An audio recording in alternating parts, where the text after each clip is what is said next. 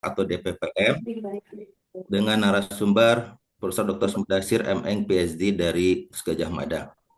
Bapak Ibu, untuk khidmatnya acara kita pada pagi ini, marilah kita buka dengan baca basmalah bersama-sama.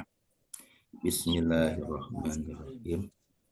Selanjutnya Bapak Ibu semuanya, kita akan bersama-sama menyanyikan lagu Indonesia Raya dan mohon untuk duduk dengan sigap begitu ya. Sebentar saya.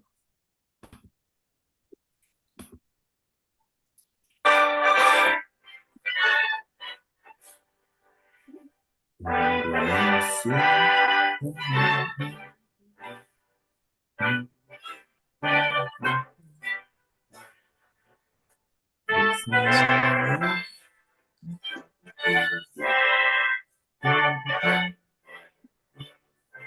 Waalaikumsalam.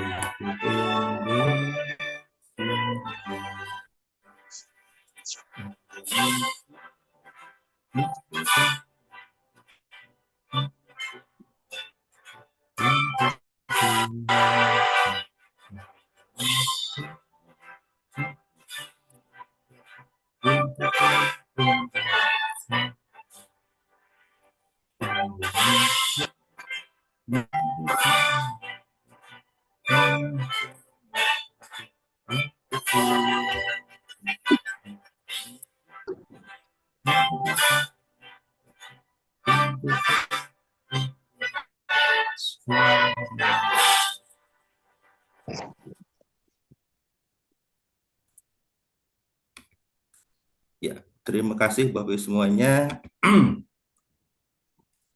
Oh, maaf tadi saya klik.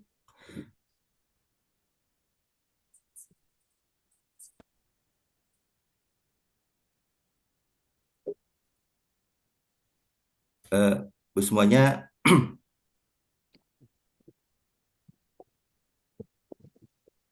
mohon maaf ini menunggu screen sebentar. Ya, terima kasih. Prof. Mudasir sudah bergabung. Alhamdulillah. Selamat pagi Prof. Mudasir. Assalamualaikum. Waalaikumsalam. Mohon maaf. Terima kasih sudah bergabung Prof. Kita Iya. baru mulai pembukaan dan menyanyikan lagu Indonesia Raya. Untuk selanjutnya kami mohon perkenan dari Profesor Dr. Eli Tugianti MP IPU sebagai Ketua LPPM untuk memberikan sambutan dan arahan sekaligus membuka secara resmi acara pada pagi ini. Kami persilakan Prof. Eli. Terima kasih. Assalamualaikum warahmatullahi wabarakatuh. Waalaikumsalam warahmatullahi wabarakatuh. Pertama-tama, marilah kita panjatkan puji syukur kehadirat Allah Subhanahu wa Ta'ala bahwasanya pada pagi hari ini, alhamdulillah kita semua bisa dalam satu ruang Zoom yang sama bersama-sama untuk mengikuti webinar dan paling tidak mungkin banyak mendapatkan pengalaman dari narasumber dan kita untuk bisa bergabung di sini pun kita ternyata masih diberi kekuatan, kemampuan dan sebentar ini.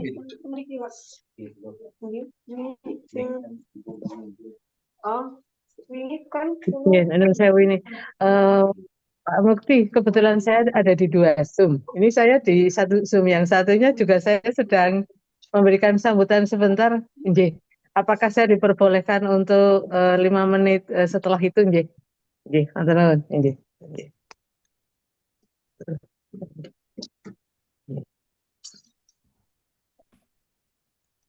Non sewu Bapak dan Ibu, ini kebetulan ada di dua Zoom yang bersamaan. Sekali lagi saya mohon maaf. Matur nuwun saya ini kepada Prof. Dr. Andes Mudasir, MN PhD. Beliau itu merupakan penyusun buku panduan penelitian DPPM, dan juga kita sudah tahu beliau itu adalah merupakan salah satu reviewer nasional. Dan kita paham bahwa beliau Pak Profesor Dr. Mudasir pasti pengalamannya karena sudah mulai menyusun, jadi sebenarnya kan sudah tahu detil-detilnya sebenarnya arahnya penelitian kita akan ke arah mana, dan bagaimana triknya untuk bisa mendapatkan pendanaan dan lain sebagainya. Insya Allah pasti Prof. Mudasir paham. Assalamualaikum Prof. Mudasir, matur nuwun rawuhipun.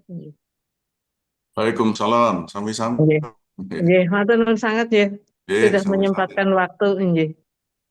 Dan ini saya juga terima kasih kepada Prof. Dadan yang sudah kersa untuk menjadi moderator sehingga nanti bisa memandu acara webinar kita pada pagi hari ini sampai selesai.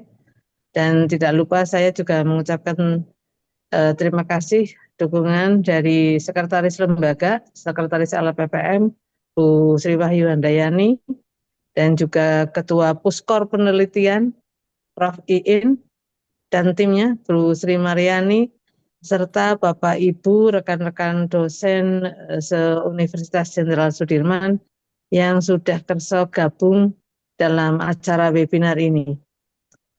Jadi kita mengadakan webinar ini tujuannya tidak lain dan tidak bukan adalah agar kita sebagai dosen pastikan harus melaksanakan Tridharma perguruan tinggi. Dan riset ataupun penelitian ini adalah merupakan salah satu bagian yang sangat penting dan harus kita laksanakan.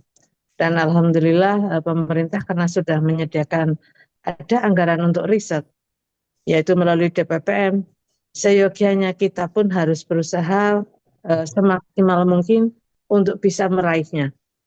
Dan mungkin upaya kecil yang dilakukan adalah dengan menghadirkan Prof. Mudasir untuk berbagi pengalaman kepada kita semua, agar paling tidak dosen-dosen unsur yang proposalnya bisa mendapatkan pendanaan akan lebih meningkat dibanding tahun-tahun yang sebelumnya. Walaupun semua saya yakin Bapak dan Ibu paham bahwa untuk tahun ini pemerintah sedang mengadakan efisiensi di mana-mana, dan seperti yang kita sudah lihat seperti di media massa, di TV dan lain sebagainya, juga termasuk riset itu ada efisiensi ataupun penyesuaian.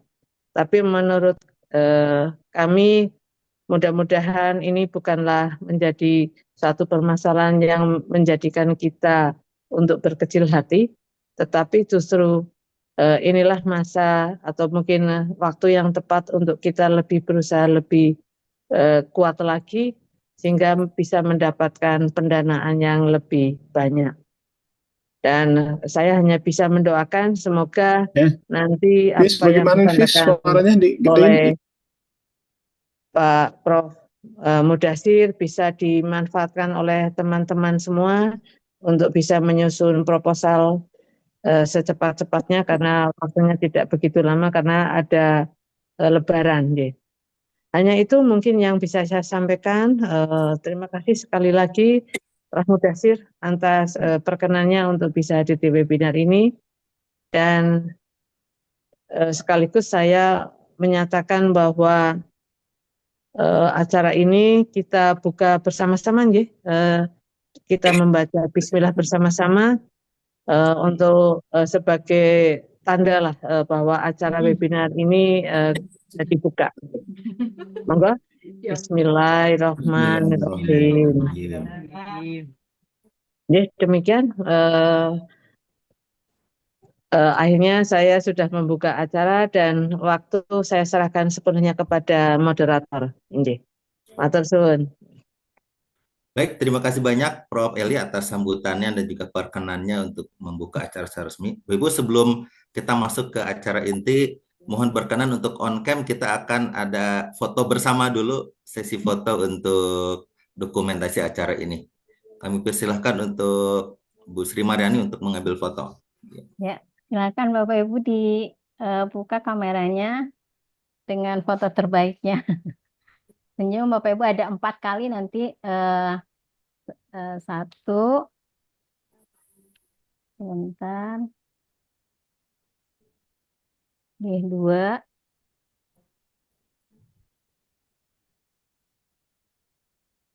tiga,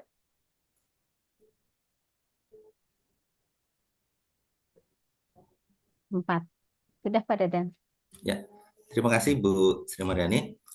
Bu semuanya, kita akan menginjak kepada acara berikutnya, yaitu penyampaian materi oleh narasumber. Sebelumnya saya ingin menyampaikan dulu CV beliau, mungkin CV secara ringkas ya Prof. Mudasir. Ini sangat banyak sekali, tidak mungkin saya membacakan semuanya. Saya izin membacakan CV Prof. Mudasir. Nama lengkap Profesor Dr. Andes Mudasir MN PhD. Beliau lahir di Kendal 19 Agustus 1963. Masih muda ya Prof ya, Insya Allah. Beliau sudah golongan sudah 4E, udah paling puncak, ini nggak ada lagi 4F gitu ya. Beliau jabatan sekarang adalah guru besar, profesor. Beliau sudah menikah, kemudian nomor HP Bapak Ibu barangkali berkenan apa namanya beliau sudah share nomor handphone beliau 0812512667 dan 085713582534. Saya mencatat beliau sudah memiliki indeks Scopus sangat tinggi, ini 20 dari 140 dokumen. Tadi yang terbaru itu ya Prof. Mudasir ya, saya baru cek ke Scopus. Citasinya luar biasa, lebih dari 1000. 1346 untuk Google Scholar-nya high index 25 dan ada 284 dokumen. Pendidikan beliau S1 di sejak sarjana muda dan S1 di Universitas Gadjah Mada selesai tahun 87, melanjutkan magister ke Keio University Jepang selesai tahun 93 dan doktoral PhD dari Keio di Jepang juga bidang sains dan teknologi dan lulus 1999. Pengalaman beliau sangat banyak, dimulai dari PT Polisindo Eka Perkasa dan sekarang di Universitas Gadjah Mada. Pengalaman sebagai reviewer juga sangat banyak di LDP, Dikti, ya, termasuk juga apa namanya di reviewer penelitian di Kemendikti Saintek saat ini. Kemudian pelatihan dan juga apa namanya kegiatan seminar dan sebagainya sangat banyak. Dan yang saya catat, beliau sekarang ini adalah Ketua Senat FMIPA UGM 2021 sampai sekarang. Kemudian untuk organisasi profesi, beliau anggota di ketua sebelumnya di Senat Mahasiswa FMIPA UGM, kemudian Ikatan Mahasiswa Kendal di Yogyakarta, The Chemical Society of Japan, American Chemical Society, Himpunan Kimia Indonesia, dan Royal Society of Chemistry ya Prof ya, RSC di UK. Untuk yang lainnya barangkali saya skip dulu, dan untuk penghargaan beliau pernah mendapatkan Scholarship Award for Master in Japan, Scholarship for PhD Program in Japan, kemudian Fujiwara Award for Distinguished Graduate PhD Student, Hitachi Research Fellowship, tanda kehormatan Satya Lancana, Toray Science and Technology Award, penghargaan publikasi terbaik UGM 3 kali, luar biasa. Semoga nanti kita bisa belajar dan mencontoh beliau. Kemudian juga jasa follow up research fellowship award for visiting professor 3 bulan dan lain sebagainya, termasuk dosen prestasi 3 tingkat nasional. Semuanya mungkin demikian CV yang sempat saya bacakan, sangat banyak. Untuk publikasi di Scopus juga luar biasa. Untuk 2025 sudah ada yang publish. Dan kebetulan apa namanya salah satu dosen kimia Unsud menjadi mahasiswa S3 Prof Mudasir saat ini ya Prof ya. Ya, Alhamdulillah betul. banyak dosen-dosen Ya, kita sekarang menjadi mahasiswa S3 di UGM. Semuanya tanpa berbanyak waktu, kami persilakan Prof Mudasir untuk menyampaikan materinya. Mungkin lebih kurang 1 jam ya Prof ya. Setelah ya, itu insya kita Allah. akan adakan diskusi dan tanya jawab. Bapak Ibu silakan nanti boleh raise hand atau juga menuliskan di chat untuk diskusinya. Kami persilakan Prof Mudasir. Ya, izin share screen ya. Silakan Prof. Ya.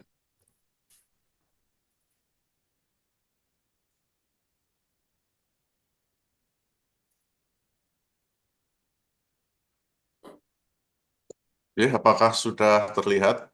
Sudah jelas Prof. Ya. Ya, baik, saya mulai. Bismillahirrahmanirrahim. Assalamualaikum warahmatullahi wabarakatuh. Waalaikumsalam warahmatullahi wabarakatuh. Ya, pertama-tama kami ucapkan terima kasih pada Ibu Ketua LPPM ya, Ibu Ketua LPPM Sud, kemudian Pak Dadan yang sudah menghubungi saya, dan juga yang saya hormati para kolega dosen di Universitas Jenderal Sudirman. Terima kasih banyak untuk kesekian kalinya saya diundang untuk berbagi pengalaman ya. Mungkin saya ralat dulu ya, saya bukan penyusun buku panduan yang baru ini ya.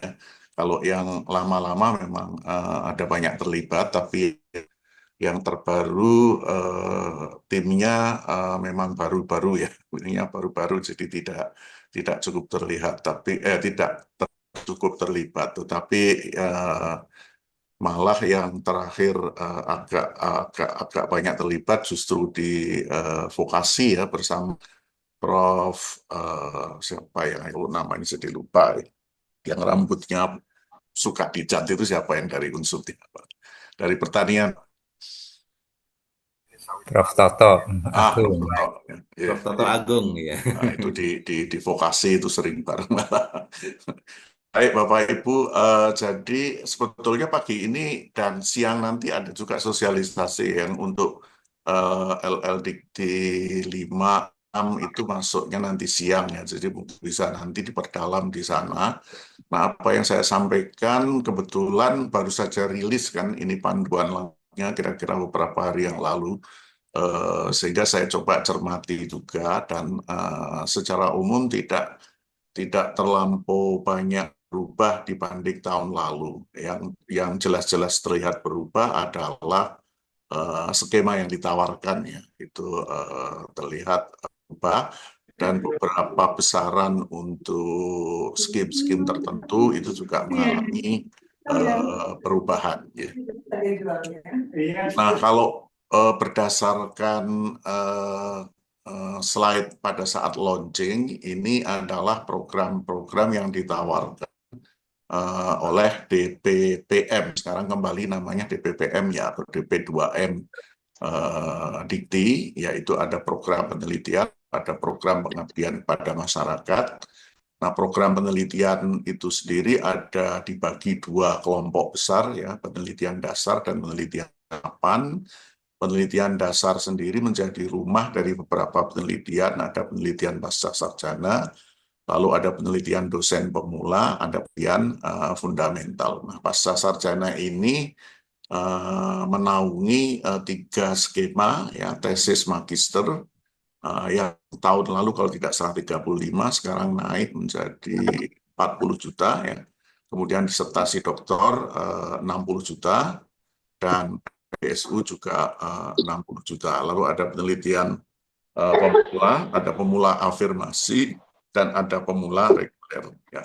Yang masuk di afirmasi adalah yang selain Jawa, Bali, dan Sulawesi Selatan, Sumatera juga ya, di luar Sumatera ya. Jadi kemudian ada pemula reguler itu 50 juta begitu ya. Kemudian di fundamental ada fundamental reguler.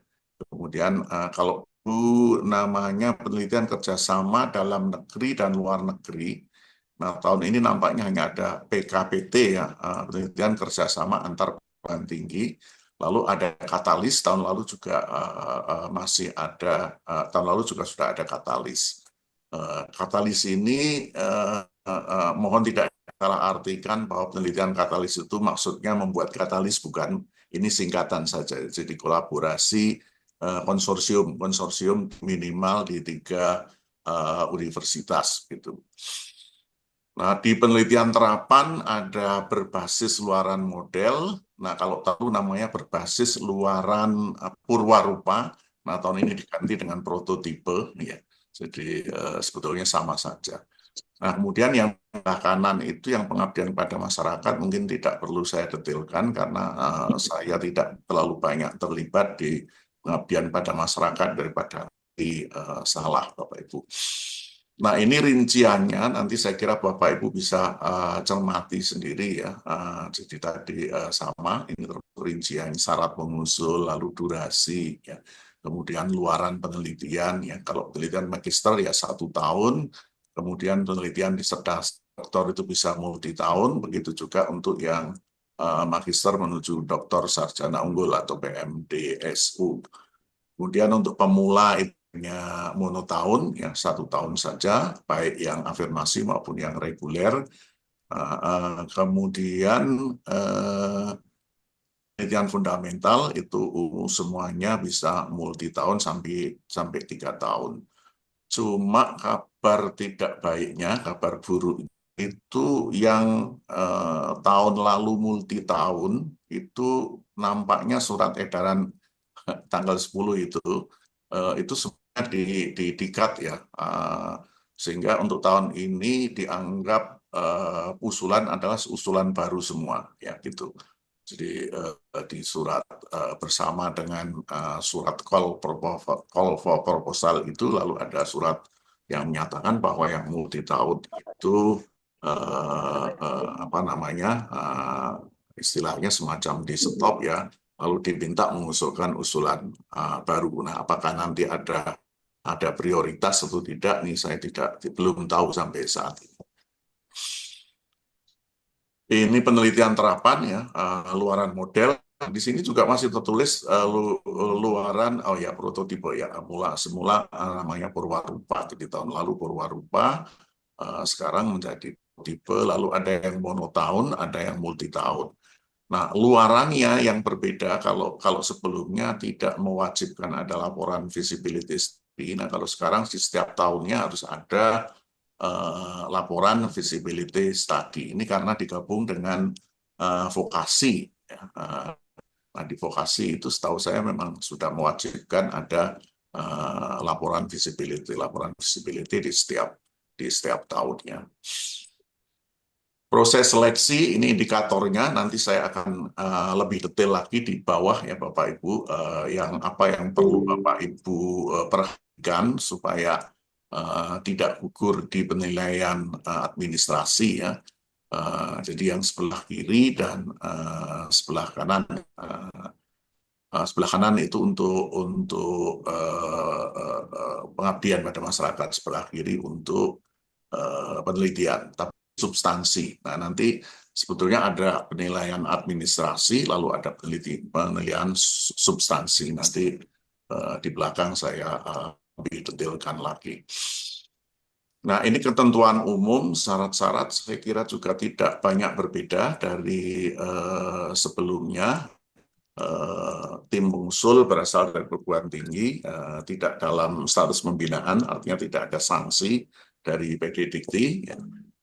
Kemudian tim pengusul minimal terdiri dari ketua, dan salah satu anggotanya harus berasal dari perguruan tinggi yang sama ya Bapak Ibu. Misalnya Bapak Ibu mengusulkan dengan fundamental reguler misalnya, boleh anggotanya dari universitas lain, tetap harus ada satu anggota yang dari universitas yang sama. Nah, ini dulu mengapa begitu? Dulu waktu kami masih ingat ikut nyusun, ini adalah untuk semacam cadangan ya, kalau nanti tiba-tiba ketuanya berhalangan dan tidak bisa melanjutkan, maka yang akan naik adalah anggota yang dari institusi yang sama.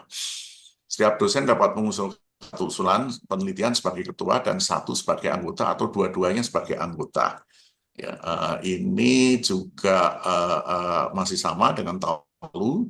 tentu saja kalau tidak mempunyai penelitian yang sedang jalan. Tapi karena tahun ini semacam dinolkan, dimulai dari nol gitu, maka mestinya semuanya bisa atau eligible untuk menjadi ketua dan menjadi anggota atau keduanya menjadi anggota. Ketua peneliti yang memiliki tanggungan ini juga apa ya? Kalau saya di tempat saya Ya karena itu memang sepertinya untuk tahun ini Mbak belum terrecord. Nur, agak kita pemaksaan juga nanti kan maksudnya Kemudian ketua tim penelitian adalah dosen tetap yang mempunyai nomor NIDN atau sekarang juga harus ada NUPTK ya. Di bawah Kementerian Pendidikan Tinggi, Sains dan Teknologi. Kalau ketua itu tidak boleh dari instansi lain, harus dari Kemendikti-Saintek. Kemudian dosen non-ASN yang memiliki nomor induk dosen atau nomor NUPTK ini juga boleh ya, di perguruan tinggi dalam negeri di bawah Kementerian Pendidikan Tinggi juga diperbolehkan. Jadi tidak mesti harus ASN, yang penting dia ada di bawah naungan Kementerian Pendidikan Tinggi dan Saintek. Kemudian dosen yang memiliki ID Sinta, karena ada di syaratnya minimal 300 untuk Saintek, ya kan 100 untuk humaniora. Jadi bagaimana kita menilai skor Sintanya kalau dia tidak mempunyai ID Sinta. Lalu berstatus aktif ya, tidak sedang tugas belajar dan tidak sedang sabbatical leave. Ya, serta status barangkali kena sanksi dinonaktifkan itu tentu saja juga tidak boleh. Ya. Nah, ini khusus ini tadi sebetulnya sudah ya untuk fundamental itu skornya ini Sinta skornya 300 untuk Saintek, 300 untuk Seshum, berasal dari perguruan tinggi klaster mandiri utama Madya, Pratama dan binaan, ini berarti semuanya boleh ya.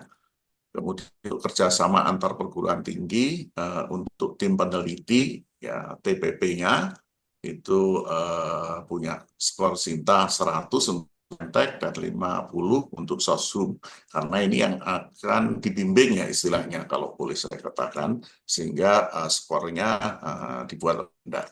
Berasal dari perguruan tinggi klaster Madya, Pratama, dan binaan. Ini yang boleh mengajukan penelitian kerjasama antar perguruan tinggi. Kemudian untuk di mitra, ini sama syaratnya ya dengan fundamental. Harus sudah S3, kemudian skor Sinta 100, dari Saintek, dari Soshum itu 100. Nah, harus berasal dari klaster mandiri dan utama yang akan menjadi atau membina TPP begitu ya. Seorang dosen maksimum dapat menjadi TPM pada 3 judul penelitian. Nah, kalau teman-teman dari Universitas Jenderal Sudirman ada yang berminat, misalnya dengan saya bisa menjadi TPM untuk 3 judul tanpa mengurangi kuota saya ya. Jadi TPM tidak mengurangi kuota pengusulan penelitian. Ketua peneliti TPM minimal 2 publikasi sebagai penulis pertama atau corresponding author pada jurnal internasional. Ini yang katalis ya Bapak Ibu. Satu konsorsium terdiri dari 3-4 tim, tadi sudah saya singgung juga ya. Kemudian koordinator konsorsium disebut tim 1 harus berasal dari perguruan tinggi mandiri dan utama, karena ini membangun jejaring untuk meningkatkan kompetensi atau kualifikasi peneliti-peneliti di klaster di bawahnya, sehingga yang boleh menjadi koordinator konsorsium adalah yang berasal dari perguruan tinggi kelompok mandiri dan utama. Ketua tim 2, tim 3, dan tim 4 berasal dari perguruan tinggi klaster mandiri utama atau Madya ya, kan belum boleh. Setiap dosen dapat terlibat dalam maksimum 2 konsorsium sebagai koordinator dan 1 sebagai usulan. Masing-masing ketua tim harus memiliki jabatan fungsional minimal rektor, memiliki Sinta skor sama 300 untuk Saintek dan 100 untuk Soshum. Setiap tim beranggotakan minimal 2 orang dengan salah satu anggota adalah dosen yang berasal dari perguruan tinggi yang sama. Ini saya kira sama ya. Kemudian setiap tim mengajukan 1 proposal dengan tema payung yang sama. Jadi nanti ada tema payung besar yang kemudian itu bisa di breakdown, yang ini dikerjakan di konsorsium A, yang ini konsorsium B, atau konsorsium 1, konsorsium 2, lalu konsorsium 3, dan 4 misalnya. Seluruh proposal yang diusulkan oleh konsorsium harus lolos direkomendasi untuk dapat didanai. Jadi nanti kalau salah satu konsorsium itu ditolak, tidak didanai, menggugurkan seluruhnya. Nah ini yang tidak enak ya. Jadi empat-empatnya harus lolos dalam seleksi. Ini skema terapan ya, Ibu. Saya kira sama. Cuma ini 150 ya yang untuk sosum. Karena terapan itu kan mestinya posisinya adalah penelitian dasar ya. Sehingga diharapkan dia sudah punya publikasi ketika dia ada di penelitian dasar. Sehingga dinaik. Ini skor Sintanya menjadi 150. Kemudian memiliki artikel di jurnal berputasi sebagai penulis pertama atau corresponding author, atau pengusul dari perguruan tinggi mandiri, utama, madya, pertama, dan binaan. Dan wajib memiliki mitra yang dibuktikan dengan surat pernyataan dan menunjukkan dukungan. Wajib ya Bapak Ibu ini. Kalau dulu kayaknya tidak wajib, sekarang jadi wajib ada. Ya kalau terapan wajib ya, jadi terapan itu wajib ada. Bentuknya bisa in-kind atau Karena ya Pak, sekarang masih anggota tim peneliti. Nah, kalau sebagai anggota itu boleh dari institusi lain atau bahkan boleh dari swasta begitu. Jadi, artinya bukan orang di pendidikan itu pun masih diperbolehkan ya. Mahasiswa yang memiliki nomor induk mahasiswa dan beraktif masyarakat umum ini juga boleh. Jadi nanti cukup pakai KTP atau paspor. Kemudian ini tahapannya, ini sudah disampaikan launching ya. Kemudian call proposal itu mulai tanggal 10, tetapi pada kenyataannya di surat yang terakhir itu mulai tanggal 11, tetapi juga baru betul-betul bisa akses hari ini ya. Hari ini kita sudah bisa mengakses. Kemudian seleksi proposal itu kira 1 bulan. Kemudian ada penerapan pemenang, pelaksanaan penelitian, monitoring dan evaluasi, pelaporan akhir, dan validasi seperti biasanya. Ya. Kemudian ini yang dari surat tertanggal tertanggal 10 Maret itu kemarin ya, lusa ya. Itu skema yang ditawarkan ini. Nah, ini juga masih kemarin ramai di grup diskusi ya, kenapa tidak muncul yang penelitian pasca sarjana. Nah, saya tidak tahu apakah memang tahun ini tidak ditawarkan.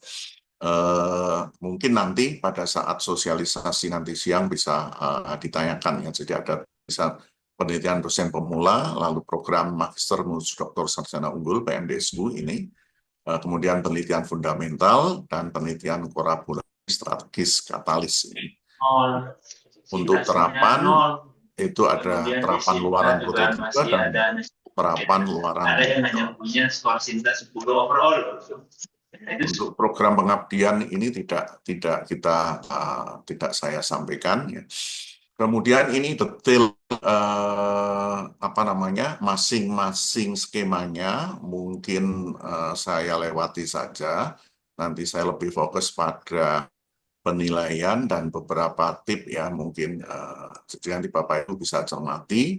Ya, intinya sama seperti yang sudah saya sampaikan. Ini resume secara lebih gampang dilihat gitu ya. Luaran wajib penelitiannya apa, lalu berapa biayanya, klaster yang boleh ikut siapa mana saja, ya, berapa besarannya, apakah 1 tahun ataukah multi tahun. Ya ini saya rangkumkan agar Bapak Ibu lebih mudah gitu ya. Ini juga ini untuk penelitian dosen pemula PDP yang tadi ya 50 juta.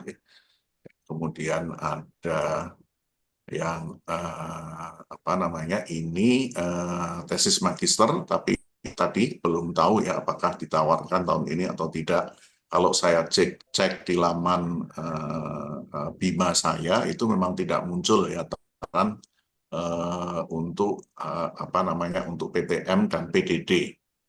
Jadi kalau kita cek info eligibility kita, itu yang muncul hanya fundamental dan terapan ya, kalau di tempat saya. Nah, saya tidak tahu apakah karena di tempat Bapak Ibu ya, kebetulan saya punya mahasiswa PMDSU 2 ya. Jadi kalau itu lanjut ya, saya memang tidak punya jatah lagi untuk sarjana.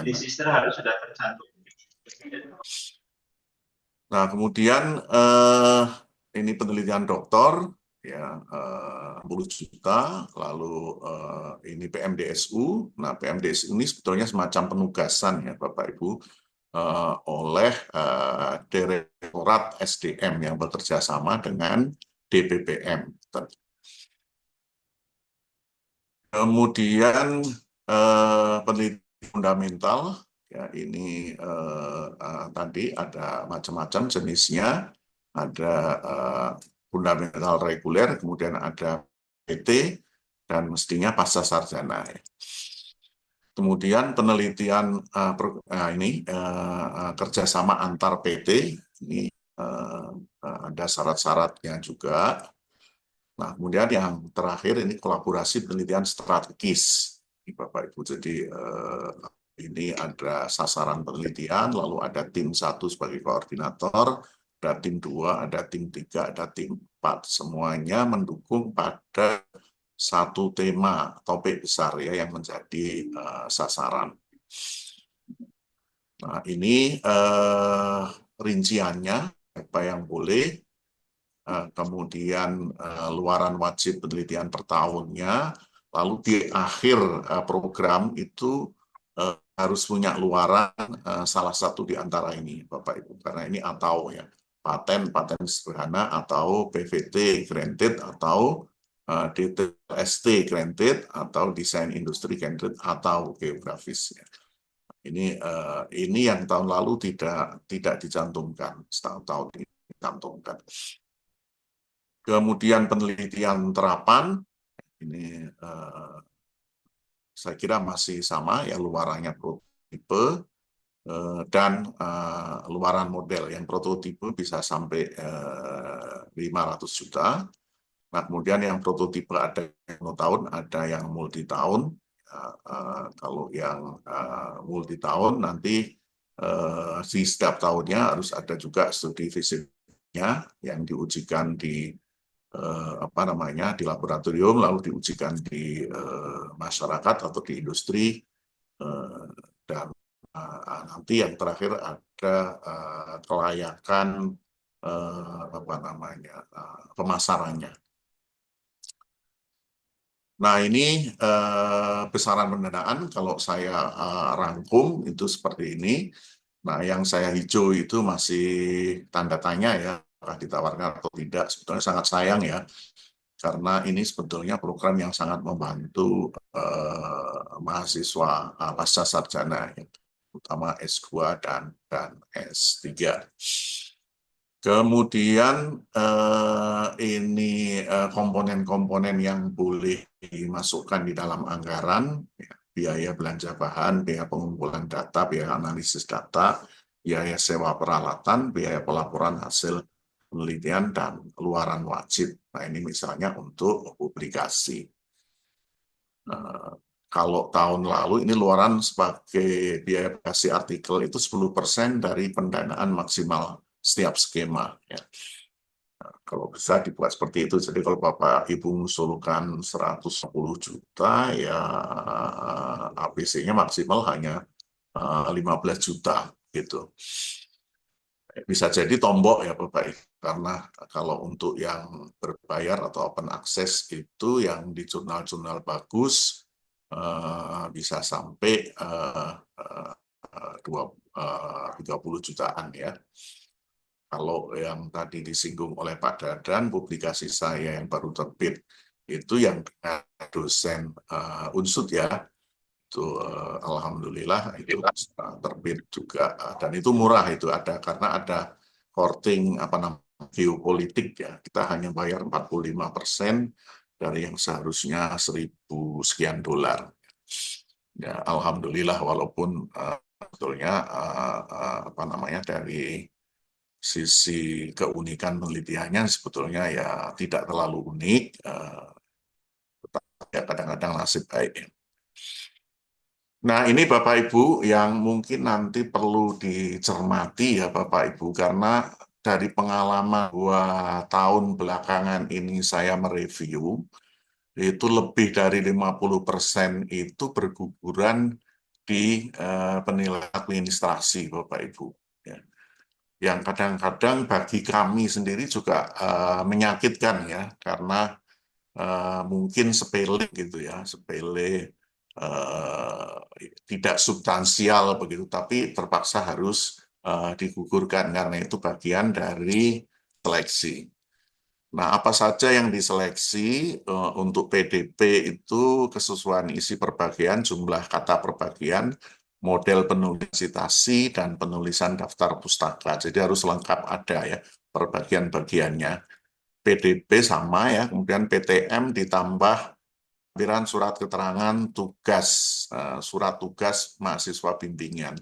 Ini juga sering kami jumpai ya, itu melampirkan surat dari prodi yang menyatakan ya, atau dari dekan atau yang setara gitu yang menyatakan bahwa memang pengusul itu menjadi pembimbing.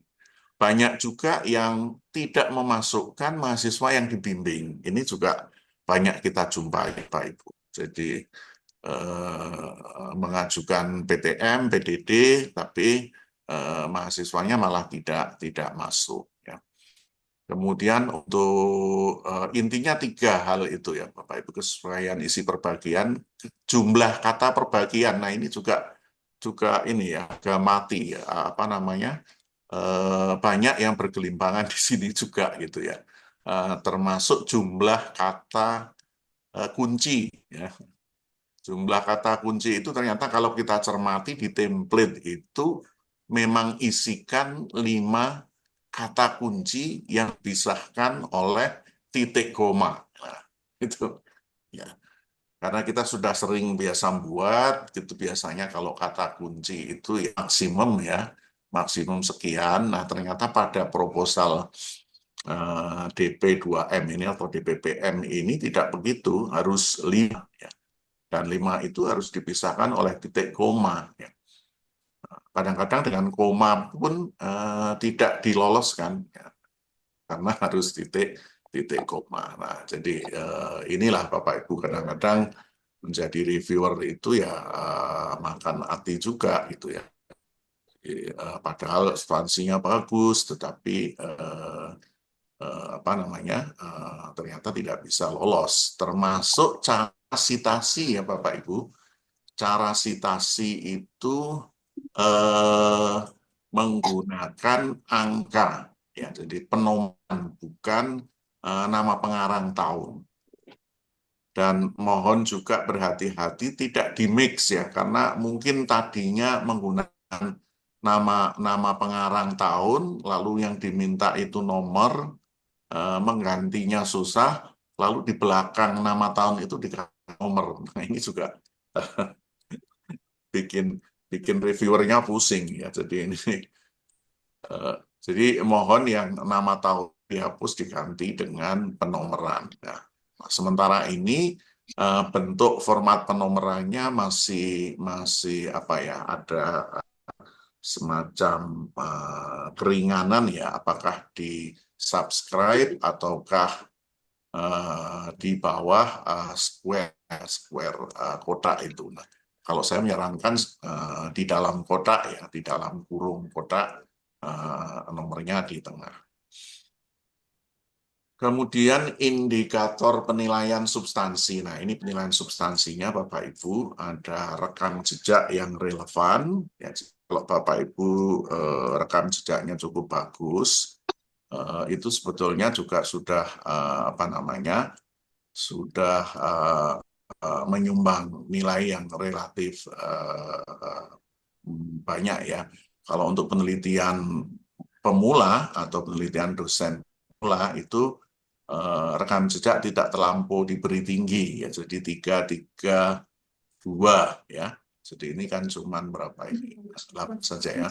8. Karena apa? Karena memang pemula. Jadi kita sudah menyadari bahwa mungkin rekam jejaknya belum terlampau banyak, sehingga kalau di situ dikasih nilai besar nanti banyak yang berguguran. Justru PDP itu kan menjadi sarana untuk apa namanya, membukukan ya track record kan gitu. Nah, kemudian kalau untuk penelitian dasar itu 555 berarti 15. Nah, kalau untuk terapan karena ini sudah merupakan pengembangan dari dasar, maka diberi nilai yang cukup tinggi. Jadi ada 10, 10, 10, jadi 30 ya Bapak Ibu. Kemudian di situ ada skor 0, 1, 2 sampai 4 dan lebih besar 5 ya. Lebih besar 5 ini rekam jejaknya ya, jadi nanti dihitung dari publikasinya ya, atau buku atau proceeding ya. Kalau dia sudah punya lebih besar 5, maka nilainya maksimum. Kemudian relevan kepakaran pengusul dengan tema proposal ya, atau tidak relevan ya. Kemudian jumlah kolaborator publikasi jurnal reputasi internasional. Nah, ini diakses dari laman Scopus, Bapak Ibu. Di laman Scopus itu nanti ada co-author. Nah, kalau co-author Bapak Ibu lebih besar dari 50, maka nilainya bisa maksimum. Kemudian urgensi penelitian, ketajaman rumusan masalah, inovasi pendekatan masalah, state of the art dan kebaruan, akurasi peta jalan. Jadi ini semuanya ada di pendahuluan ya Bapak Ibu. Mohon poin-poin ini ada di tempat atau di proposal Bapak Ibu. Nah, kalau saya menyarankan nanti di template itu kan ada ya Bapak Ibu, ada latar belakang, lalu ada pendekatan masalah, ya, pemecahan masalah, lalu ada state of the art, itu dikelompokkan saja menjadi subbab-subbab, ya, sehingga reviewer itu mudah melihatnya. Gitu. Nah, kemudian scoringnya atau fine gradingnya, ya memang ini menjadi subjektivitas dari reviewer ya. Tidak tajam, kurang tajam, tajam ya. Tidak inovatif, kurang inovatif, inovatif. Nah, 3 rupanya tidak diperkenankan, lalu banyak penelitian serupa, penelitian belum banyak dilakukan. Nah, ini kan bisa dilihat dari state of the art-nya ya. Nah, kalau bisa Bapak acu ya, acu penelitian-penelitian sendiri juga ya, karena nanti di referensi itu akan dihitung juga ya kalau penelitian sendiri yang diacu, itu nanti nilainya juga akan bagus ya. Kemudian roadmap, tidak ada roadmap namun tidak jelas, roadmap jelas namun tidak ada penelitian sebelumnya yang sesuai gitu ya, atau yang berhubungan. Lalu roadmap jelas ada penelitian yang mendasari dan ada keterkaitan antara milestone. Roadmap ini kadang-kadang memang banyak yang salah ya Bapak Ibu, nanti saya singgung sedikit tentang roadmap ini. Kemudian metode itu di breakdown menjadi akurasi metode penelitian, kejelasan pembagian tugas tim peneliti ya Bapak Ibu. Ini juga nanti ada tabel ya, ada tabel peneliti 1 mengerjakan apa, peneliti 2 mengerjakan apa, itu akan cukup baik. Nah, tabel itu tidak dihitung kata ya Bapak Ibu, karena itu kalau membuat tabel, kalau saya triknya supaya nggak dihitung kata, tabel itu buat dulu, lalu saya paste sebagai gambar. Ya. Nah, kalau di paste sebagai gambar itu nanti kalau di counting tidak akan terhitung. Sehingga Bapak Ibu bisa sedikit bermain karena ada batasan 1000 kata ya. Jadi ya kita harus bermain di situ, tabel bisa ditempel dalam bentuk gambar. Kesesuaian metode dengan waktu, dan fasilitas, jadi nanti mungkin di jadwal ya, jadwal juga. Lalu kredibilitas mitra dan bentuk dukungan ini hanya untuk yang terapan. Jadi mitranya bukan sekedar yang di situ ada surat pernyataan, tetapi memang mitranya itu kalau bisa ya mitra calon pengguna ya, mitra calon pengguna yang memang akan memanfaatkan apa namanya produk-produk yang nantinya akan kita hasilkan. Nah, kemudian referensi ini Bapak Ibu, referensi ya, 555 ada 515 relevansi dan kualitas referensi. Pustaka tergolong primer, ya pustaka tergolong 50% primer dan mutakhir, lebih dari 80, 51 sampai 80 primer dan mutakhir, lalu pustaka tergolong primer dan mutakhir lebih dari 80%. Referensi tidak relevan, sebagian referensi tidak relevan, referensi relevan namun sebagian jurnal tidak bereputasi dan berdampak, relevan dari jurnal bereputasi dan berdampak. Jadi usahakan referensinya itu sumber primer dan kalau bisa mutakhir. Mutakhir itu ya batasannya apa ya, ya kira 10 tahun terakhir ya Bapak Ibu. Atau 5 tahun terakhir itu jauh lebih bagus. Ya. Nah itu kalau bisa ya, kalau ya kira-kira 10 tahun terakhir kalau masih dianggap cukup mutakhir. Nah, Bapak Ibu sedikit tentang roadmap ya. Ini karena sering banyak yang salah ya, roadmap itu banyak yang menyajikannya itu pakai apa namanya tahapan dalam satu penelitian. Ya. Nah itu tidak tepat ya, karena roadmap itu mesti berjangka, berdurasi panjang. Lalu ada penelitian sebelumnya, penelitian yang sekarang, lalu ke depan targetnya mau apa. Nah itulah yang disebut dengan roadmap penelitian sebetulnya. Nah kalau misalnya tahun pertama mengerjakan apa, tahun kedua mengerjakan apa, tahun ketiga mengerjakan apa, itu kan tahapan penelitian dalam satu topik penelitian. Ya. Nah kalau map itu bisa banyak topik, tapi itu mengarah ke satu tujuan yang sama. Dan itu berjangka. Jadi kata kuncinya adalah ada kerangka waktu sebagai bentuk pencapaian, lalu ada penelitian-penelitian apa yang mendukung. Nah ini, jadi milestone kegiatan penelitian dalam ruang waktu tertentu, ya, 5-20 tahun. Nah kalau di dalam panduan yang sekarang itu ada kata minimal 5 tahun ke depan. Yang dilakukan oleh peneliti dan atau kelompok peneliti baik secara multidisipliner atau intra atau interdisiplin atau industri. Peta jalan dapat berupa peta jalan riset pengembangan, peta jalan teknologi, peta jalan produk. Ya, satu peta jalan penelitian dapat mencakup 3 bagian, riset dasar, riset terapan, dan riset pengembangan, tetapi bisa berdiri sendiri-sendiri. Ya. Peta jalan bukan, nah ini, peta jalan penelitian bukan alur penelitian atau metode, ya beda.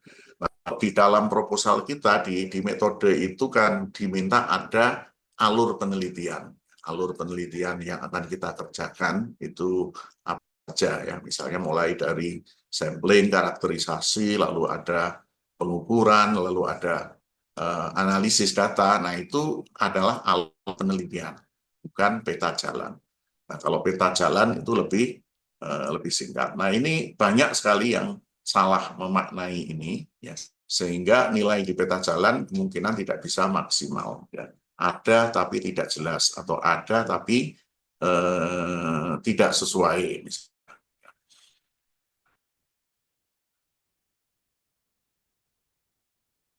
Nah, ini contoh apa namanya jalan. Ini berarti mode 1 mencakup riset dasar, riset terapan, dan riset pengembangan.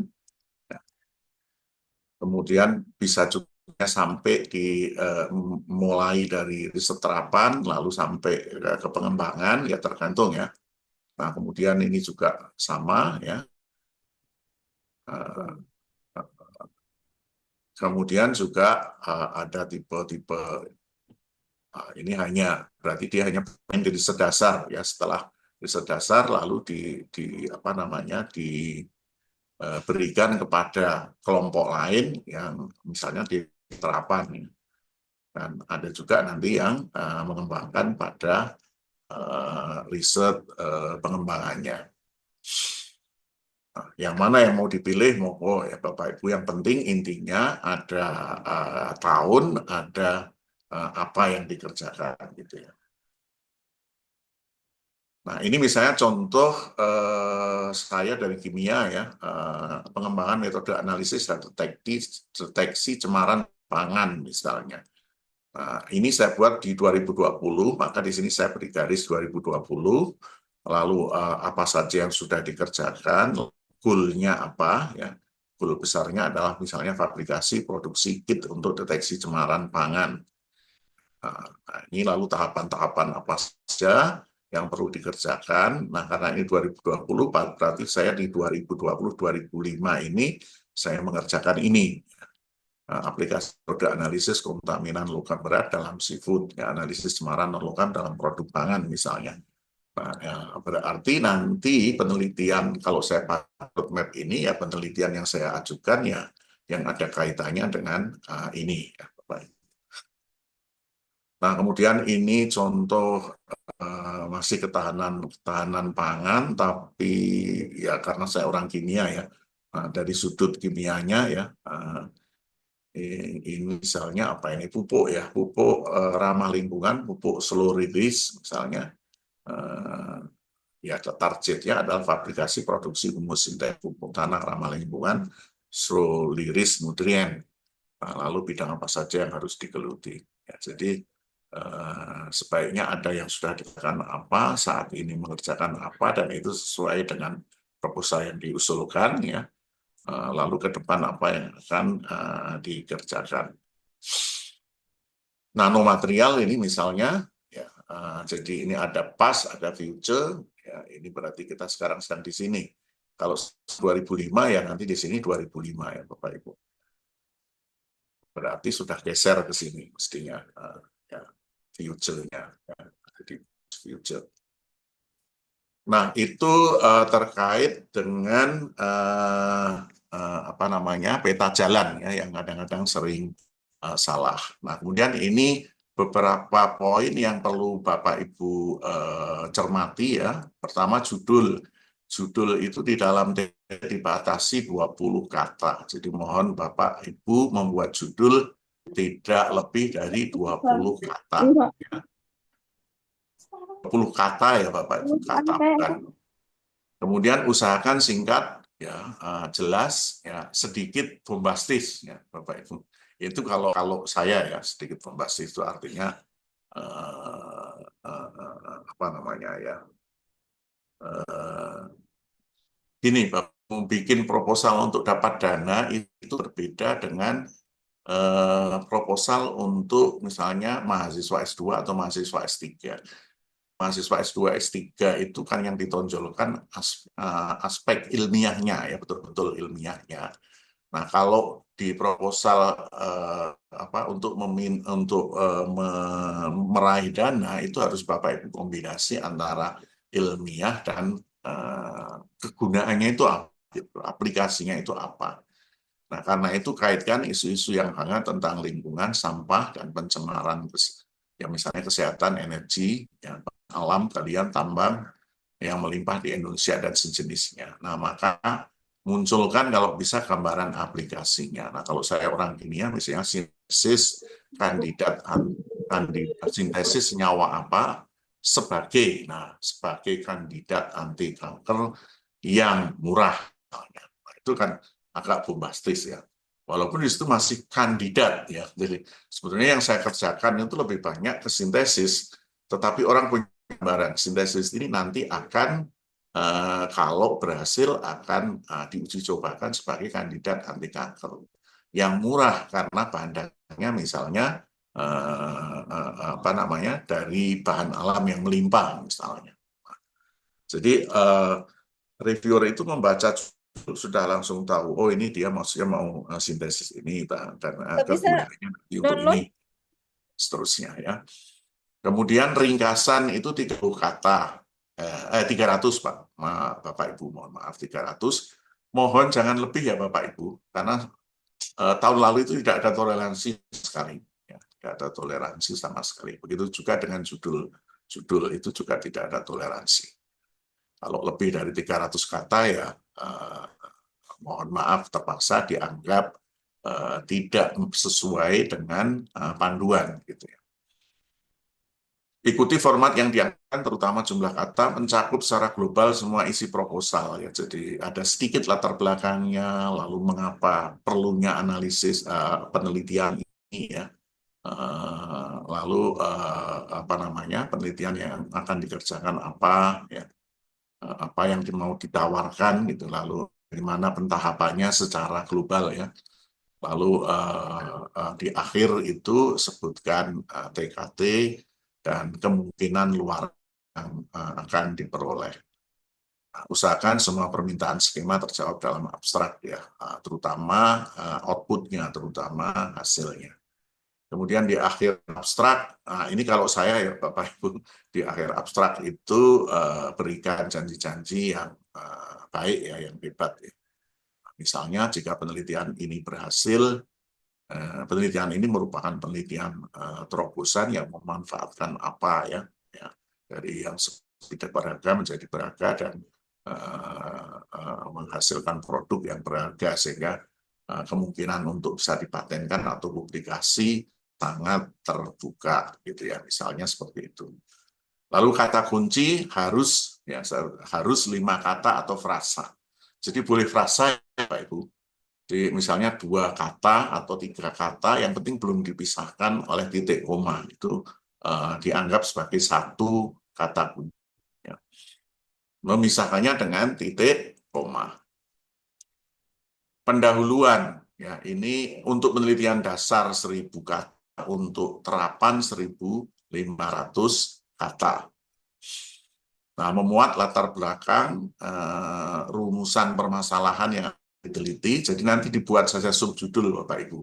Ya, latar belakang, lalu rumusan permasalahan, lalu pendekatan pemecahan permasalahan, ya, state of the art dan kebaruan, lalu peta jalan, ya peta jalan setidaknya 5 tahun ya, ada citasi disusun dan ditulis berdasarkan sistem nomor sesuai dengan urutan pengutipannya. Poin-poin tersebut sebaiknya disajikan dalam subjudul sehingga kita tidak perlu metani. Ya. Jadi gini, psikologi Bapak Ibu memperhatikan juga psikologi reviewer ya. Reviewer itu kadang-kadang menilai dalam satu periode itu tidak satu dua proposal ya, tapi bisa 50, mungkin ada yang 100 proposal, tergantung jumlah proposal ya, banyaknya proposal yang harus dinilai. Nah, kalau kita mau menilai state of the art, lalu harus nyari dulu itu kan susah Pak ya. Nah, oleh karena itu lebih baik dibuat sub-subjudul, apakah dipiringkan, apakah ditebal, apakah diberi misalnya 1.1 itu latar belakang, 1.2 rumusan permasalahan. Jadi mudah bagi reviewer untuk melihatnya dan memberi impresi yang baik tentu saja. State of the art dan kebaruan mengacu pada pustaka yang up to date, langsung terkait dengan topik penelitian. Kalau memungkinkan, acu sitasi hasil penelitian kita sendiri atau teman sejawat dalam satu institusi. Kemukakan penelitian sebidang yang pernah Anda kerjakan. Ya. Misalnya skripsi, tesis, disertasi, laporan penelitian, atau publikasi. Tapi banyak Bapak Ibu, karena nanti mengurangi persentase tadi, sumber primer. Kalau bisa ya publikasi kita primer ya, yang di jurnal-jurnal. Sertakan gambar atau tabel sebagai ilustrasi. Nah, ini gambar dan tabel itu tadi tidak akan dihitung sebagai kata. Kalau tapis kita tempelkan sebagai gambar, ya Bapak Ibu. Reviewer cenderung bosan kalau hanya melihat rentetan tulisan. Jangan lupa untuk roadmap, baik diminta maupun tidak diminta. Untuk memberi kesan, apa tujuannya? Memberi kesan pada reviewer bahwa kita ini kompeten dalam bidang yang kita ajukan, ya. Bukan sama sekali newcomer atau bukan sekali atau aventurir dalam bidang tersebut. Kalaupun Bapak Ibu ganti bidang, kan mestinya bidang itu juga tidak 180 derajat berbeda, toh. Mestinya mesti ada kaitannya di sana. Metode penelitian ini 1000 kata, Bapak Ibu, sebaiknya disertakan bagan atau diagram alir penelitian lengkap dengan pentahapannya. Ya, bagi reviewer, membaca gambar jauh lebih menyenangkan daripada hanya membaca deretan kalimat. Ya.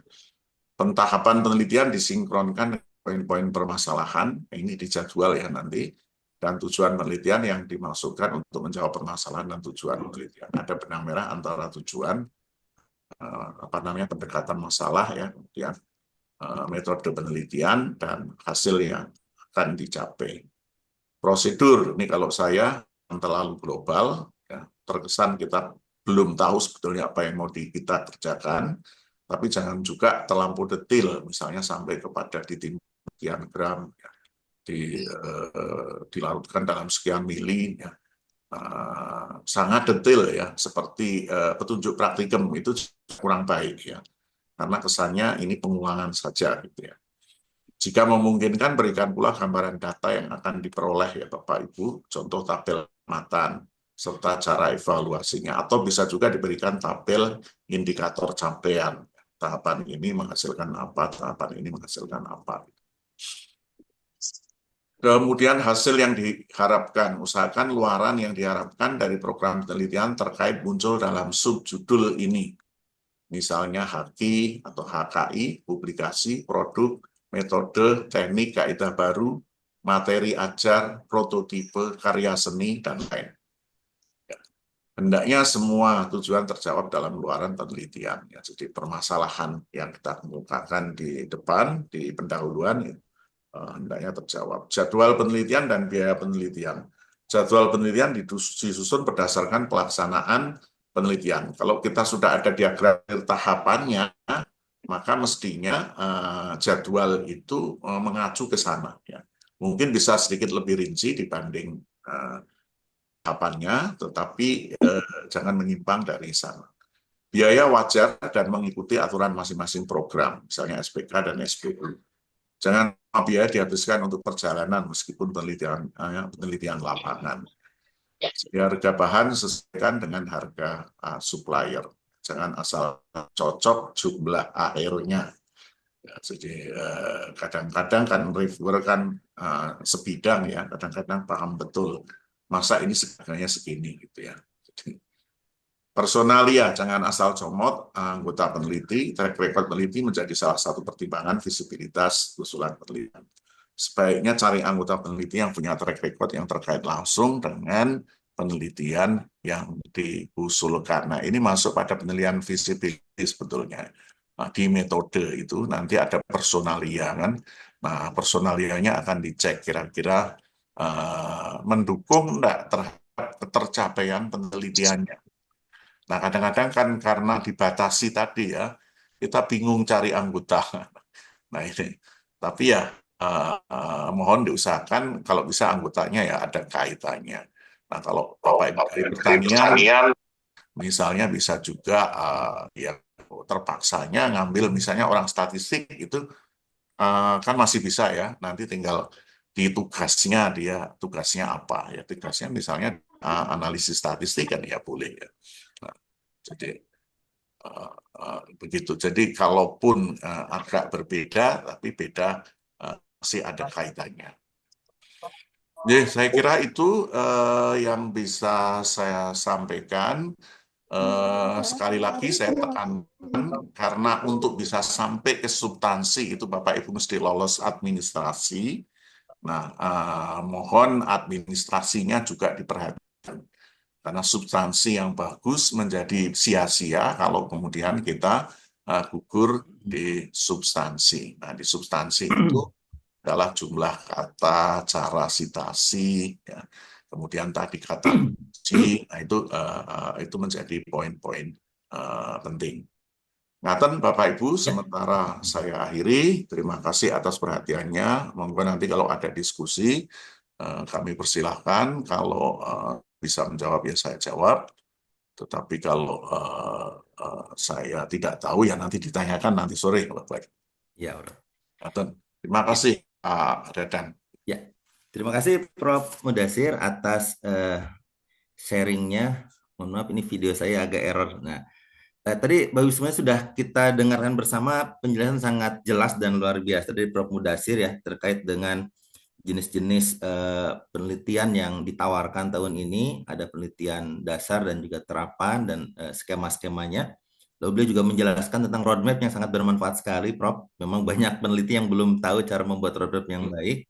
Lalu yang tadi juga kiat ya dan tips bagaimana kemudian membuat proposal yang semoga nanti bisa tembus penelitian. Berikutnya kita akan buka sesi tanya jawab semuanya. Sebelum saya membacakan pertanyaan yang ada di chat, sudah banyak yang bertanya. Barangkali ada yang ingin bertanya langsung, Bapak Ibu silakan raise hand.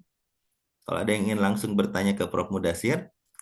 Kalau belum ada, saya akan bacakan dulu yang ada di chat. Mohon izin ya, Prof. Saya bacakan. Pertama dari Pak Bambang Triyono, Fakultas Ekonomi dan Bisnis. Apakah anggota harus lektor juga, Prof, untuk skema riset fundamental? Bagaimana, Prof. Mudasir? Terkait anggota, apakah harus lektor juga? Gitu? Oh ya, jadi harus ada satu yang lektor, Bapak Ibu. Jadi karena nanti seperti saya sampaikan sebagai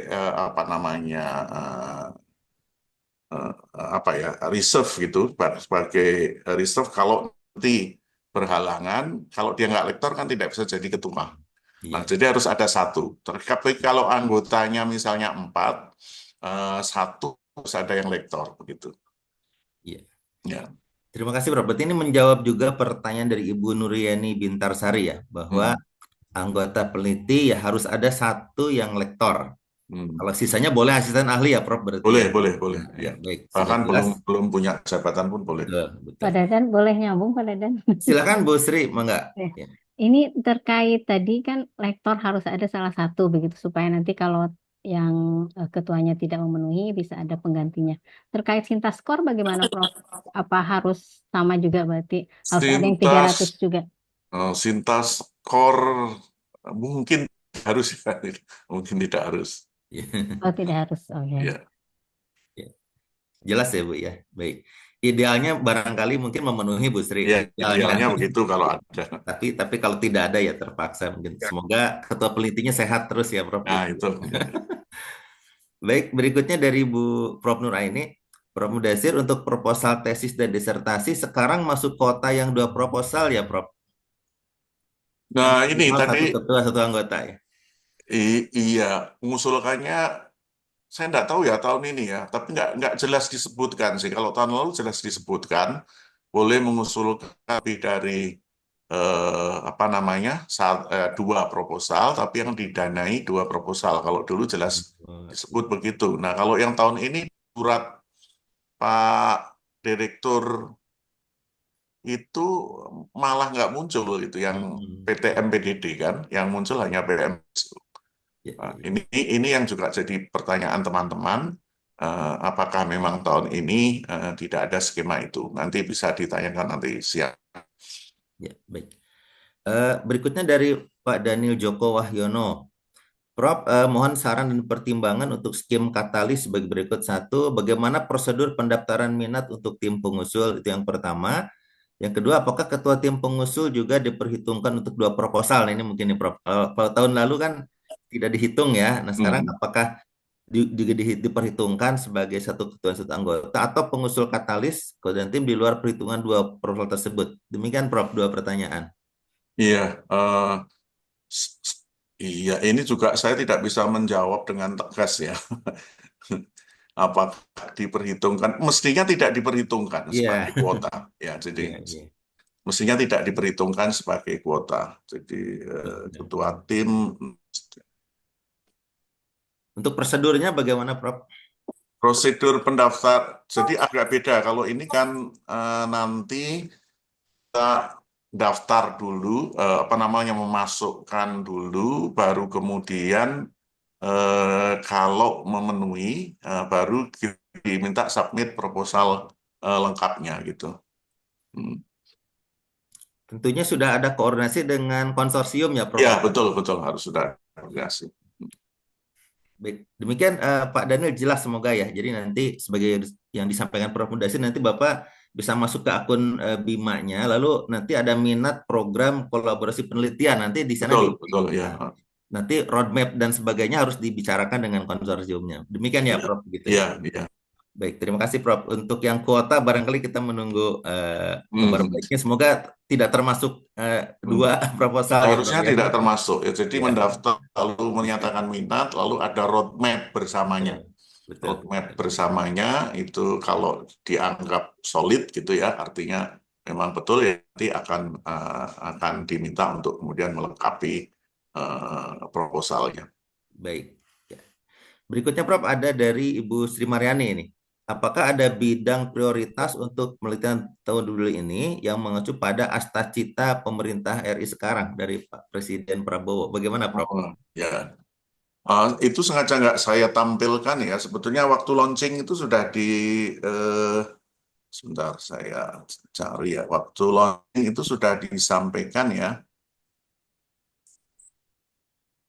Di mana adanya ini?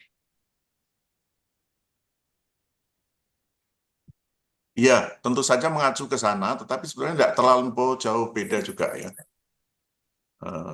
Sebentar saya bisa share nggak ya?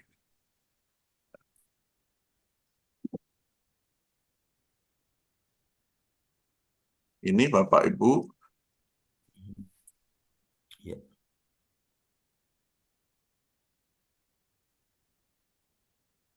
ini misi JMN 2005-2009 yang ada asta cita sebagai misi presiden ya, dituangkan menjadi prioritas nasional.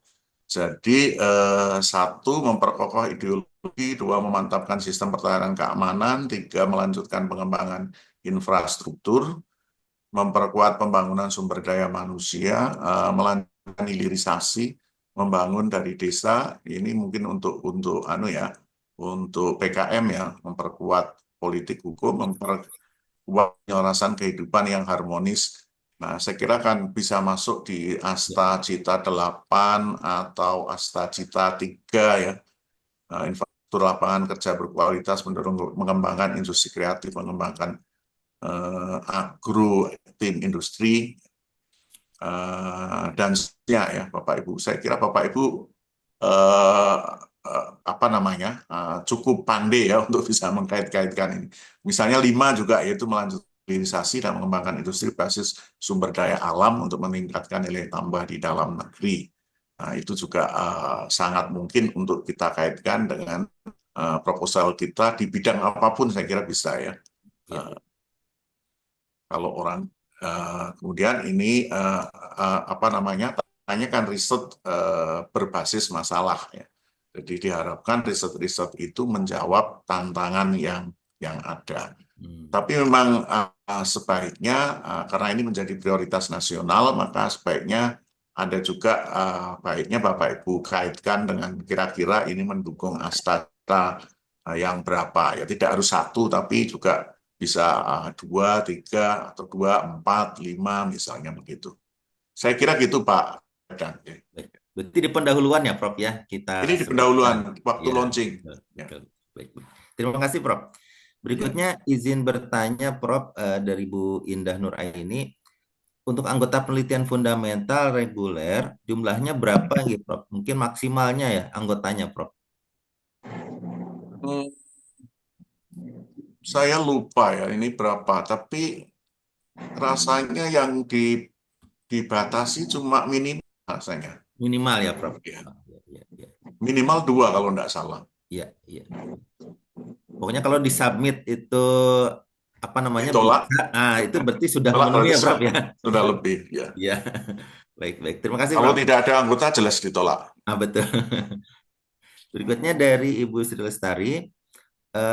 Mohon bertanya Prof, untuk penulisan kata kunci, apakah dibenarkan menulis kata kunci dengan rangkaian kata sebagai berikut? Contoh, eduwisata, titik koma, sirkular ekonomi pertanian terpadu, titik koma, studi kelayakan eduwisata, model pengembangan wisata naskah akademik. Apakah dibenarkan jika menulis demikian, Prof? Ada di chat. Boleh. Itu namanya Oh, frasa kan. frasa. Jadi Oh, iya, frasa. iya. Jadi jangan dipisahkan dengan koma atau dengan apapun, tapi eh, 3 kata misalnya ya tulis saja 3 kata lalu baru titik koma. Itu Betul, berarti dianggap satu kata kunci. betul. Terima Baik, kasih, Prof. terima Sudah kasih, betul, Bu. Prof. Ya, ya, Ya. sudah betul, Bu. Insya Allah. Ya, Terima kasih, Prof. sama-sama. Eh, Berikutnya dari Prof. Sahidin, Pak Dekan ini pertanian. ya. Bagaimana menyiasati terhadap penelitian tanaman tahunan agar diperoleh luaran berupa publikasi ilmiah tepat waktu, Prof? Wah, ini Tanaman tahunan ini, Prof. tanaman tahunan. Hmm. Ini jawabannya sudah ada. Iya. Bapak Ibu jangan mengusulkan saya ya, kalau saya tidak pernah berani mengusulkan penelitian yang start dari nol. Oh, Dan kita kan punya mahasiswa ya, artinya kan penelitian kita sebetulnya kan berjalan ya, jadi berjalan. Nah, kita mengusulkan kalau bisa, karena waktu yang sangat mepet seperti ini ya, misalnya ini kan nanti kita baru start Mei ya, mungkin nanti September atau Agustus itu sudah di Monef, dan Oktober sudah laporan. Maka akan sangat baik kalau kita mengusulkan ya sedikit apa namanya ya, dalam arti proposal kok sudah hasilnya, tapi hasilnya kan kita simpan ya. Jadi kita sudah punya mungkin 30% hasil itu akan sangat membantu kalau kita sudah punya itu. Karena itu saya tidak pernah berani mengusulkan yang betul-betul berasal dari nol untuk pengusulan program yang modelnya seperti ini. Gitu Bapak Ibu. Kalau yang tahunan ya mungkin diambil perbagian, jadi tidak perbagian misalnya apa ya, perlakuan apa terhadap bukan langsung pada hasil ya, tapi terhadap pertumbuhannya atau apanya begitu. Saya tidak begitu paham nih, tapi mungkin bisa ya, karena penelitian kita kan mestinya ada continuity-nya ya dari penelitian-penelitian sebelumnya. Gitu. Itu Pak Dadan. baik. Terima kasih, Prof. Demikian jelas ya, Prof. Sahidin ya. Jadi semoga memang sudah ada mungkin pendahuluan, riset pendahuluannya. Ah. Nah, gitu. Ini nun sewu Prof Dedam. Monggo, Prof. Jadi Silakan. ini mohon maaf Pak Prof Mudasir. Ya, monggo, malah terima Jadi- kasih saya jadi Ya, itu. ya. Ini saya biasa penelitian buah jeruk ya. Itu biasanya kan untuk panen sampai 8 bulan lah untuk sampai panen. Nah, dianalisis produksinya dan kualitas buahnya. Nah, kalau 8 bulan berarti kan sudah melewati tahun berikutnya. Nah, ini Iya, ya untuk menyiasati untuk publikasi ilmiah ini gimana ini Prof ini? Pak Sosa atau gimana? Ya, Bapak tanam dulu jeruknya sebelum mengusulkan proposalnya. Sudah tanam Pak. Prof. Ya, Jadi kan sudah masa produksinya. Nah, mulai dari berbunga sampai panen itu kan kira-kira sampai 8 bulan. Itu baru diperoleh data produksi sama kualitas buah jeruknya. Ya. Misalkan mau ditambahkan di lab, tambah lama lagi. Iya. Ya. Itu berarti kan untuk sampai publikasi ilmiah kan membutuhkan waktu yang lebih panjang. Ya, jadi gini Bapak Ibu, kalau begitu mestinya yang mulai bunga tahun lalu ya, yang kita usulkan, sehingga nanti di 8 bulannya itu kira-kira pas tapi ya musiman ya, enggak pas musimnya susah juga kalau pertanian itu ya. Tapi kan gini Pak, luaran itu sesungguhnya kan nanti sampai N+1 kan. Ya, betul. Artinya kita dianggap tidak memenuhi kalau 1 tahun berikutnya itu masih belum submit aja belum misalnya. Nah itu. Nah kalau menurut saya strateginya ya startnya itu jangan pada periode pengusul maksud saya start penelitiannya. Gitu. Berarti periode mulai penelitiannya bisa disebutkan sebelumnya ya Prof ya? Sebelumnya ya, jadi karena ini tanaman tahunan yang perlu waktu, kita tanam lebih dahulu sudah kita tanam gitu. Ya, Nggak apa-apa matur nuwun, Prof. Nggih. Ya, Matur nuwun. terima kasih. Semoga jelas ya Prof. Saidin Oh ya. ya, terima kasih Prof. Dadan. Ya, Perlu terima perlu kasih. Matur ada nuwun. tadi riset pendahuluan, dan insya Allah kalau untuk publikasi betul tadi disampaikan Prof. Mudasir N+1 ya Prof. Satu Jadi ya. ya insya Allah tahun 2025 berarti maksimal 2026 sudah ada 2006 akhir. Ya. Nah, akhir ya Prof ya. kalau itu belum apa ya, katakan under review ya mungkin ya, atau belum accepted, ya itu baru dianggap punya utang satu. Oh, Nah, gitu. kalau punya utang satu kan masih boleh mengusulkan satu sebetulnya. Oh gitu ya Prof. Kayaknya dua. Oh gitu. Oh iya, iya, iya. Utangnya 2 ya Prof ya. Nah, kalau utangnya sudah 2, nah itu baru nggak boleh. Oh iya. Iya. Terima kasih Prof. Terima Ayo, kasih. sama-sama. Ya, sama-sama Prof. Berikutnya ada lagi Prof dari Ibu Fitri. Jika nantinya ada salah satu anggota yang tugas belajar di pertengahan atau akhir masa penelitian, apakah tidak masalah ya Prof? Bisa digantikan. Kalau Oh, multi tahun bisa digantikan. diganti ya. Ya. Turunnya PH. Nah, kalau misalkan Jelas ya Bu Fitri ya ini. Jadi boleh digantikan di next berarti Di periode next tahun berikutnya. berikutnya diganti anggotanya. Betul. Baik, terima Ya, kasih Prof. sudah jelas, Prof. Terima kasih. Ya, sama-sama Bu. Untuk panduan saya sudah share. Kalau untuk PowerPoint barangkali mohon izin Ya, perlu nanti di-share saya ya, Prof. share, nggak apa-apa. Oke, terima kasih Prof. Mudasir. Terima kasih pencerahannya. Ini PowerPoint nanti akan di-share dari Prof. Mudasir. Ada lagi Bapak Ibu barangkali ada yang ingin bertanya?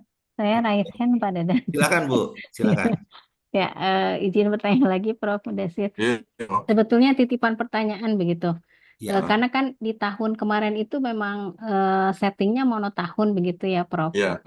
Nah, kemudian sekarang ini ingin mengajukan kembali karena eligibility-nya bisa mengajukan kembali di fundamental.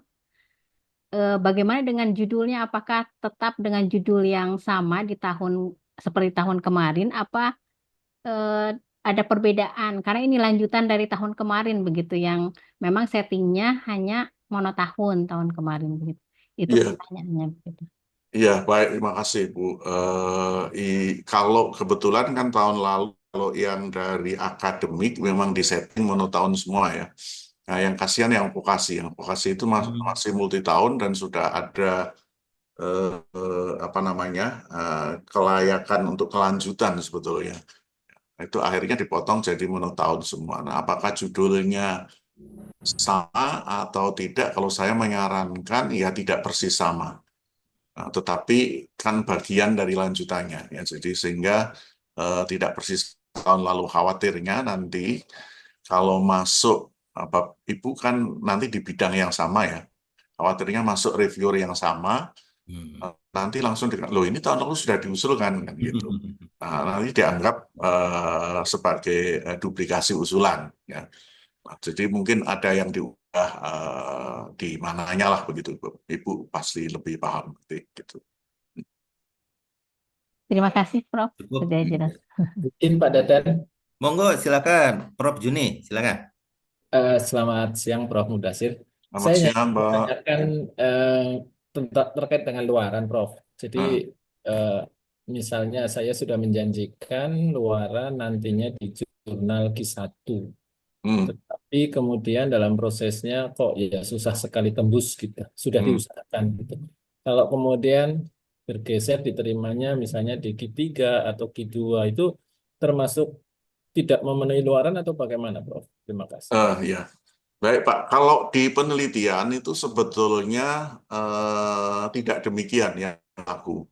Jadi kan luaran itu yang dituliskan terbit pada jurnal internasional bereputasi.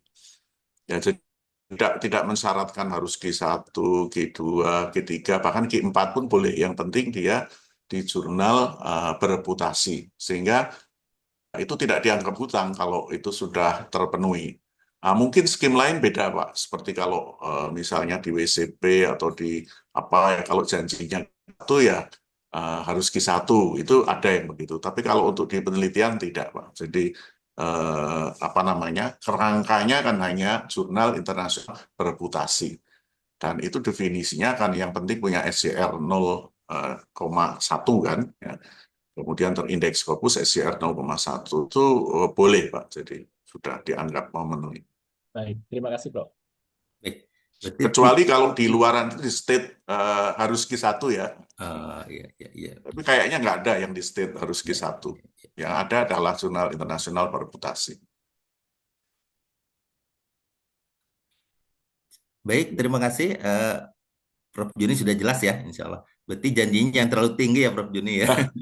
Tapi begini Pak, janji tinggi itu juga ada untungnya. Karena pada saat pemilihan proposal, wah ini bisa di Q1 ini. Jadi ya tricky ya, ini tricky. Dibuat spesifik, jadi disebutkan Ki berapa. Ki berapa dengan judul tentatif begini, itu memberi impresi yang beda pada reviewer. Walaupun nanti pada kenyataannya ya mungkin Q2 atau Q3 itu tidak masalah, itu tidak dianggap hutang, yang penting. Baik, Bapak Ibu ada lagi barangkali yang ingin bertanya lewat chat ataupun langsung raise hand, silakan. Baik, kalau tidak ada. Masih ada satu. Oh, ada? Oh, ada Bu Ririn, silakan. Ya, saya Prof, izin bertanya. Punten Bapak, jadi begini, misalnya kan ini tentang luaran tadi ya Pak. Jadi ketika dalam proses revisi gitu kan di jurnal, nah kemudian ada permintaan dari editor kalau misalnya bisa menambahkan author luar negeri itu prosesnya akan seperti fast track gitu, bisa dipercepat begitu kan. Nah, ketika di Bima ini kan ketika kita apply kan tidak ada international author-nya nggih Prof. Lah ini ketika di luaran itu tiba-tiba kita menuliskan nama seperti itu gitu. Jadi rekanan di luar negeri yang kita ikutkan gitu supaya proses di jurnalnya dipermudah gitu. Apakah itu menyalahi prosedur nih Prof? Matur nuwun. Ya, terima kasih Bu Ririn. Sepanjang yang dimasukkan counterpart luar negeri itu punya kontribusi cukup signifikan terhadap manuskrip itu, dari sisi pelaporan penelitian itu tidak masalah. Yang penting di publikasi itu tim anggota ada ya. Kemudian Bapak Ibu ada ya. Nah, masalah di situ ada co-author lain yang tidak merupakan anggota di penelitian itu tidak masalah sebetulnya. Hanya mungkin dari sisi etik ya yang harus kita waspadai, yang harus kita bahwa ketika kita memasukkan seseorang kan mesti dia punya kontribusi di situ. Misalnya dia menghaluskan manuskripnya, lalu menjawab pertanyaan-pertanyaan reviewer, itu harus terlibat di dalamnya. Tidak tiba dia datang lalu ada nama dia kan begitu. Kalau dari sisi luarannya, yang penting ada nama ketua pengusul, lalu ada anggota-anggotanya, itu sudah sah gitu ya. Co-author bisa tambah ya, tidak masalah. Siap Prof, matur nuwun. Sudah jelas ya Bapak Ibu semuanya. Barangkali sudah cukup Bapak Ibu semuanya ya. Terima kasih penjelasannya yang luar biasa dari Prof. Mudasir. Ibu, sebelum acara ditutup, kami mohon perkenan dari Ibu Dr. Sri Wahyuni Handayani selaku Sekretaris LPP untuk menyampaikan sertifikat dan barangkali ucapan terima kasih. Monggo Ibu. Baik, terima kasih Prof. Dadan. Izin Bapak Ibu, Prof. Mudasir, berikut kami sampaikan sertifikat penghargaan kepada Bapak Profesor Dr. Mudasir sebagai narasumber pada acara giat menyusun proposal penelitian tembus program pendanaan Direktorat Penelitian dan Pengabdian kepada Masyarakat yang diselenggarakan pada hari ini tanggal 12 Maret 2025 oleh LPPM Unsut. Terima kasih sekali Prof untuk sharing ilmiah, semoga bermanfaat. Sama-sama, terima kasih. Baik, terima kasih Ibu Sekretaris LPPM, Bu Dr. Handayani. Ibu, terima kasih banyak atas kehadirannya dan kami mohon maaf dari tim Puskor Penelitian LPPM kalau dalam penyelenggaraan kegiatan workshop kiat penulisan proposal tembus dari LPPM pada pagi ini masih ada kekurangan. Nanti kami akan follow up terkait dengan penyusunan proposal ini. Barangkali nanti diperlukan pendampingan lebih fokus, barangkali tim Puskor akan memfollow up-nya. Demikian sekali, terima kasih banyak Prof. Mudasir sudah bergabung Sama-sama. meluangkan Mohon maaf waktunya yang juga sangat kalau padat. ada Nanti ditunggu kelupaan ya. PowerPoint ini ya Prof. Mudasir ya. Ini sudah saya kirim di chat ya. Oh, ada di chat ya Bisa Prof. di-download. Oke. Bapak Ibu silahkan dibuka di chat. Bentar, belum saya send. Belum terkirim ya. Indikator, mungkin indikator penting ya. Betul Prof. Biar peneliti tahu apa yang dinilai barangkali ya. Iya. Iya.